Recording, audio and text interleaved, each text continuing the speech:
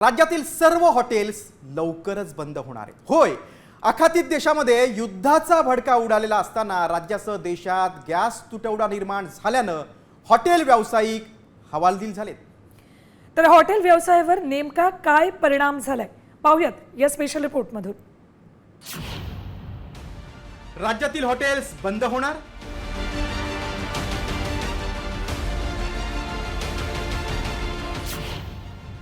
गॅसचा तुटवडा, हॉटेलचं 2 दिवसात शटडाऊन।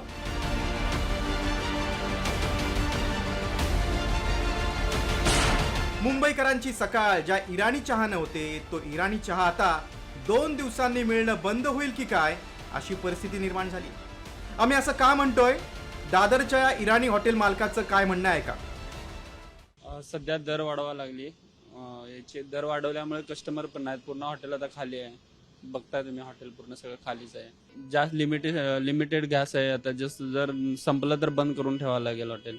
गॅस जे आहे ते अगदी लिमिटेड आहे, गॅसची एकच टाकी आहे आणि ही टाकी संपल्यानंतर या ठिकाणी अन्नपदार्थ बनवले जाणार नाही, अर्थात त्यामुळे हे हॉटेल जे आहे ते बंद करावं लागणार अशी परिस्थिती सध्या या ठिकाणी बघायला मिळते।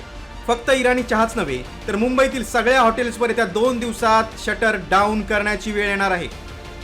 गॅस सिलेंडरची टंचाई निर्माण झाल्यानं मुंबईतील हॉटेल चालक चांगलेच हवालदिल झाले। पुढचे 2 दिवस तक धरू शकतील एवढाच गॅस असून सिलेंडर्स मिळणंही मुश्किल झाले। त्यामुळे सरकारनं याचा गांभीर्यानं विचार करावा अशी मागणी हॉटेल व्यावसायिक करतायत।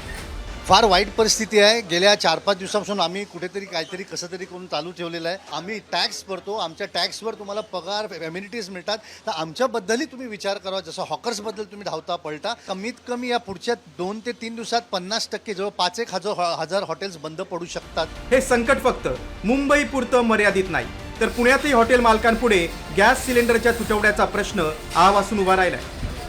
पुणे हॉटेल असोसिएशनच्या अध्यक्षांनी हॉटेल व्यवसाय व्हेंटिलेटरवर असल्याचं सांगत 2 दिवसात इंधन पुरवठ्यावर तोडगा निघाला नाही तर लाखो कामगार बेरोजगार होतील असा दावा केलाय। 2-3 दिवसात पुण्यात 80% हॉटेल बंद होतील। गॅस नाही, त्याला अल्टरनेटिव्ह पण दुसरं काही नाही आहे फ्यूल। म्हणजे तुम्ही आता रॉकेल वापरत नाही, कोळसाला बंदी आणली, त्यामुळे लोकांनी कोळसाला बंदी आणल्यामुळं कित्येक लोकांनी तंदूर भट्टी जी आहे ते गॅसमध्ये कन्वर्ट केलं। अनलिमिटेड डिशेस तुम्ही देऊ शकाल, जाणवणार ना कोविडसारखं ना। आता कोविडला काही पळून गेलं नाही, पण आता हॉटेल बंद झाल्यानंतर लाखो कामगार पुण्यामध्ये बेकार होणार। एकीकडे हॉटेल व्यावसायिकांना गॅस मिळत नसताना दुसरीकडे गॅसचा काळा बाजार वाढल्याचा आरोप होतो। हॉटेल चालकांना दलालांकडून ब्लॅकमध्ये गॅस खरेदी करण्यासाठी विचारणा होते। अनएम्प्लॉयमेंट आणि आमच्या लाईव्हलीहूडचा प्रश्न आहे आणि सरकारला आमचं हेच निवेदन होतं की 2 ते 3 दिवसापर्यंत काही ना काही तोडगा किंवा सोल्युशन नाही आला तर मेजॉरिटी आमच्या हॉटेल्स आहे ऑल ओव्हर महाराष्ट्राला बंद व्हायची शक्यता आहे। आजच मला प्रत्येक मुंबईच्या कॉर्नर्समधनं मेसेज येते आहे की ब्लॅक सिलेंडर अवेलेबल आहे, रेग्युलर मेंबर्स लोकांना भेटत नाही आणि ब्लॅक मार्केटिंगमध्ये 3,000 रुपयामध्ये ते भेटते, ते पण सरकारला आम्ही मेसेज पास ऑन केलं। दरम्यान नागपूर छत्रपती संभाजीनगरमध्येही व्यावसायिकांना हॉटेल बंद ठेवण्याची नामुष्की ओढावली। संभाजीनगरमधल्या हॉटेल संघटनेने तर केंद्रीय पेट्रोलियम मंत्र्यांना पत्र पाठवून या प्रश्नावर तत्काळ तोडगा काढण्याची मागणी केली। अमेरिका आणि इराणमध्ये सुरू असलेल्या युद्धाचे परिणाम आता सर्वसामान्य माणसांच्या खिशापर्यंत येऊन पोहोचले आहेत। 2 दिवसात जर गॅसचा पुरवठा सुरळीत नाही झाला तर मुंबईसह राज्यातील अनेक हॉटेल्स बंद पडतील। इतकंच नाही तर सरकारने यावर जर तोडगा काढला नाही तर परिस्थिती हाताबाहेरही जाऊ शकते। मुंबईहून गिरीश कांबळे, वैदेही काणेकरसह पुण्याहून सचिन जाधव, साम टीव्ही न्यूज।